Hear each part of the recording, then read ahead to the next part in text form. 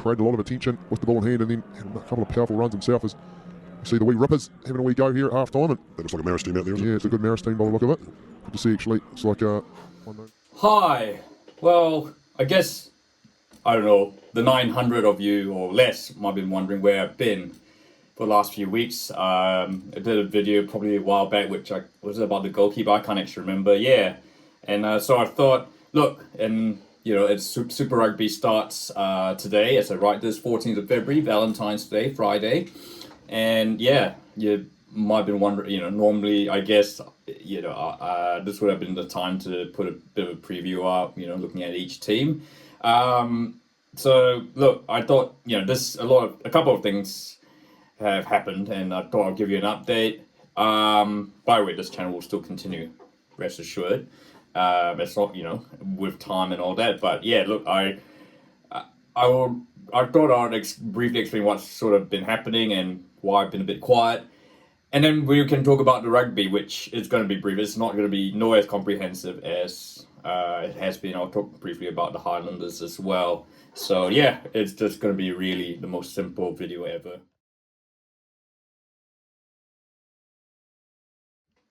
So yeah, look, this is just a bit of a personal. So as you know, my mum passed. Might have heard, my mum suddenly passed away in November last year, and while I did still do some video work, yeah, obviously it sort of came after the rugby season. It was kind of in the rugby off season when it's a bit quiet.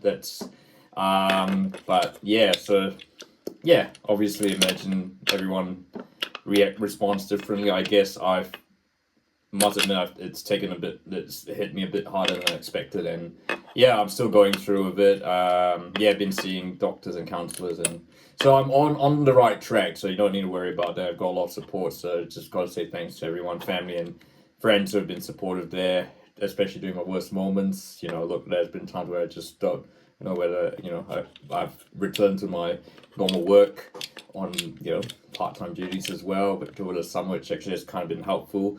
But yeah, look, so certainly doing hobbies like, YouTubing and all that hasn't really been on my mind, of course. And I've been busy, and also, yeah, I've been busy. Look, I've also been sort of busy watching the Premier League and the soccer football, and the NFL, of course, by the way. By the way, actually watching that Super Bowl and seeing the Chiefs get absolutely spanked. Look, I know it was, for any, if you didn't care about either team, or didn't really know what the NFL was, it's probably the most boring thing you'll ever see. But, as a Patriots fan and someone who actually, I think I might hate the current Chiefs more now, and I like to support the Patriots, which is just crazy to think, because even if it is the Eagles, and I wish it was the Detroit Lions or something else, some other team, but it's not the Chiefs. And to see Patrick Mahomes and Taylor Swift, Travis Kelce just not know what's going on and getting absolutely slammed on in front of billions of people, it was actually that kind of almost nearly cured my depression and anxiety, which I think I should not be. Actually, speaking on that, look, I got a shout out to Amelia Kerr. She probably won't be watching this, but I know her dad pretty well. But yeah, look, there was a message. There was a bit of a doco about Millie did. As you know, she's had this issue. She had her issues with mental health a few seasons ago, and she's really behind it and has become a real advocate, and to tell her story. And so I just want to say thanks to her that that I've been able to come out and not be shy about it, and just say look after I guess, look, I don't want to tell sad stories. I don't want to rant on and on, but just look after yourself and be kind to yourself, and it's okay if you're not okay. Just like I'm doing right now. So, and there is no, you don't have to be well within a week, or it doesn't have to take 12 months. It's whatever it's different people react, and there are different circumstances. So just take the time to recover and heal. And look, if you still enjoy rugby and sport, then do it. I guess for me, sometimes it's a bit tricky, and I guess starting Super Rugby on the 14th of February seems a bit odd, because I thought I get that. I guess that is a Irish Lions to Australia in a year, and so that's why everything's a bit earlier. But still, you're not really in the Super Rugby mindset probably till March or April or May. So, um, I guess, mind you, there are no, Super Smash is the 2020 Super Smash is finished, and yeah, it's pretty much Fort Trophy cricket. The Black Caps are touring Pakistan at the moment, and that's not really available on TV. So, yeah, maybe we might need Super Rugby after all, and then there's NRL preseason. And that's, of course, not, as I said, I've been enjoying the football as well, and that's really helped me through. But the one thing I've enjoyed, and it's a shout out, it's, I've started. Try and see if I can put a few pictures up. Doing Simpsons memes as well on a group, and yeah, that's been very therapeutic. So I'll try and see if I can share some and put them in the video. But yeah, look, that's my journey there, and I thought I'd just give you an update of what's happening. Look, still getting there, so I don't know, but I thought it's a good time to just give you an update. I don't know if there'll be like the comprehensive videos as much as I'm just sort of thinking in a different direction. Obviously thinking because, hey, usage of other materials and all that, and B, creating my own content is, trying to create more stuff organically rather than just taking footage and all that. And so just, I guess, so yeah, so we shall see how that goes.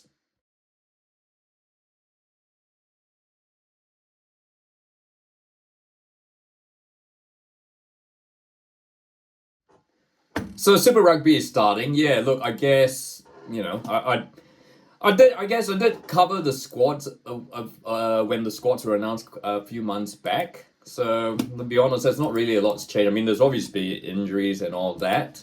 Particularly, it seems like the Hurricanes are having a bit of an injury crisis at the moment. No Ruben Love, of course. In addition, they really don't have Brett Cameron Oaks and no Lucas Cashmore as well. So yeah, that's good. And Joey Barrett is playing for Leinster at the moment. So yeah, so bit of an interesting time for the Canes, who start their season against the Crusaders in Christchurch. Yeah, that's always a good game down there. So and always a good crowd. Speaking of, I guess that's another segue to crowds. So I think that's been a bit of the emphasis this season, is to focus on getting the crowds back to Super Rugby. So go listen to the What a Lad podcast that James Marshall did with the new centre Super Rugby chief. There's there's obviously, look, I know that these corporate, you gotta take them with a grain of salt, and but I guess if it happens, you might see more family-friendly Super Rugby games, and it feels like there's going to be more push towards family-friendly, particularly given that there's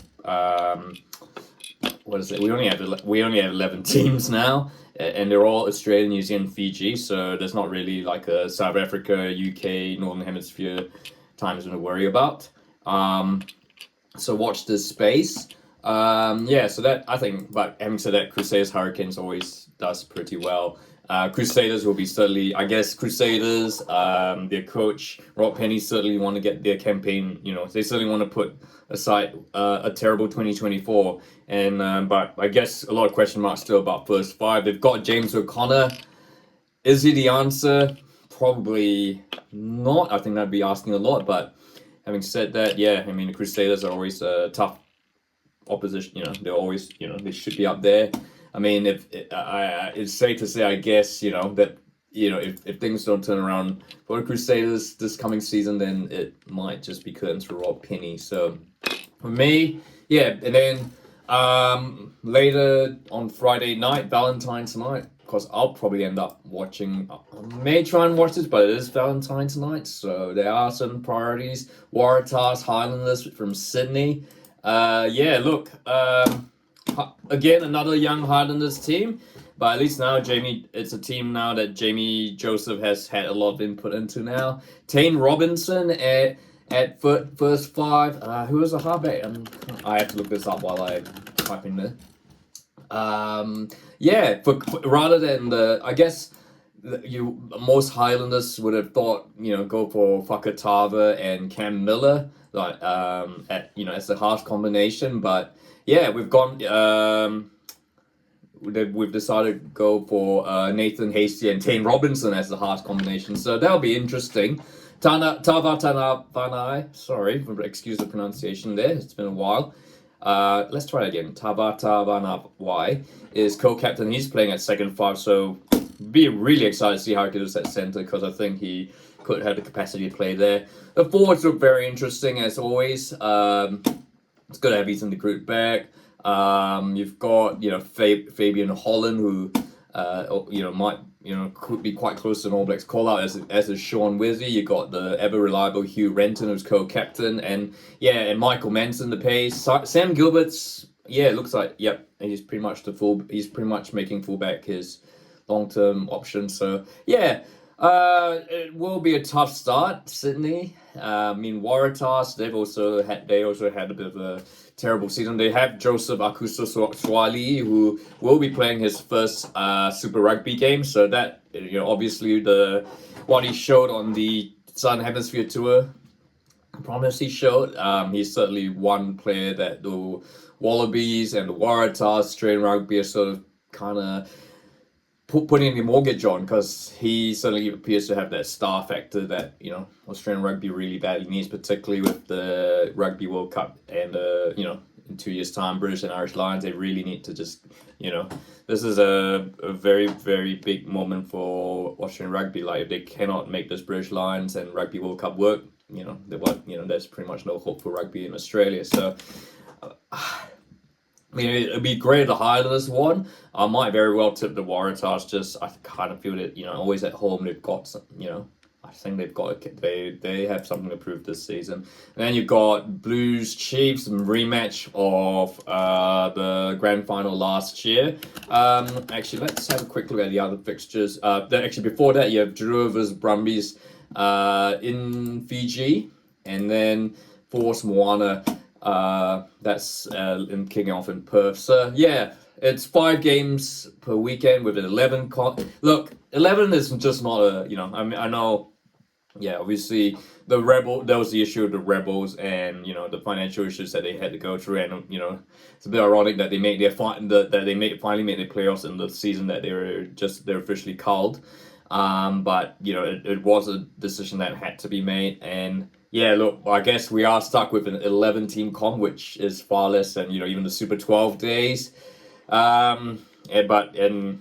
Who knows what the expansion team is going to be? There's been talks of Argentina, Japan, South Africa is definitely out of the window now. But I think that's just something we've got to watch. But you got to keep in mind as well, there's still sort of question marks around viability of like from Moana, Pacifica, and all that. So I guess we just have to watch this space. We could spend all day speculating, but look, I guess I have to, I guess predictions. By the way, speaking of predictions, I do have a Super Rugby fantasy team. I don't have a league, so it is the Lim Report. You probably find it somewhere if you're on the Myth of Damien McKenzie leagues or all those creator leagues. You'll probably find me somewhere, but. It is. I guess my thoughts. The budget's probably a bit too high, or the players have been undervalued. It's the first season, so I'm going to give them a bit of a pass. But we should have just to see. Certainly, it's not a perfect formula, and lots to be worked on. I'm sure they'll. Hopefully, if they claim that they're open to feedback, we will give them the benefit of the doubt, and that we will see improvements in the future. But for me, look. It will almost certainly be a New Zealand side that wins Super Rugby. If it was to be an Australian team, I'd say the Brumbies would probably be the best shot. I know it's the most boring option, but Reds, Waratahs, if they have a really purple patch, they could, and they often do. They can have they do have the talent to be able to do that. But I guess the Brumbies just have that confidence. They are by far Australia's best and most strongest Super Rugby franchise, so got to give it to them. I think Drua will make it into the playoffs. Moana Pacifica hopefully might make it into the playoffs now that they've got RD Savia. So that's something to watch. Although, but I think for me it's gonna be it's either gonna be the Blues, Chiefs, or the Hurricanes. I'm not sure the Crusaders have improved so much that they will be in a position to win it. I think first five is still a bit of a problem. Whereas I think the Blues, certainly look settled. And I think yes, we're in terms of coaching, and they've got some really good players coming through. Chiefs, yeah, I guess they would be. I guess they've had two finals, and not, they haven't won. I think they'll be quite keen to have a third. Maybe a third time lucky. But for me, at this, yeah, I'm just gonna go to boring pick. I'm gonna go Blues Hurricanes this season for the final. But yeah, look, but that's my brief thoughts. It's not sexy. It's not much graphics, I don't think, but that is just my intimate thoughts, an update of what's happening with me, and also look to Super Rugby. But what are your thoughts? Any players to look out for? Are you doing Super Rugby fantasy? I'd like to hear your thoughts, and of course, if you like this video, feel free to like, and don't forget to subscribe.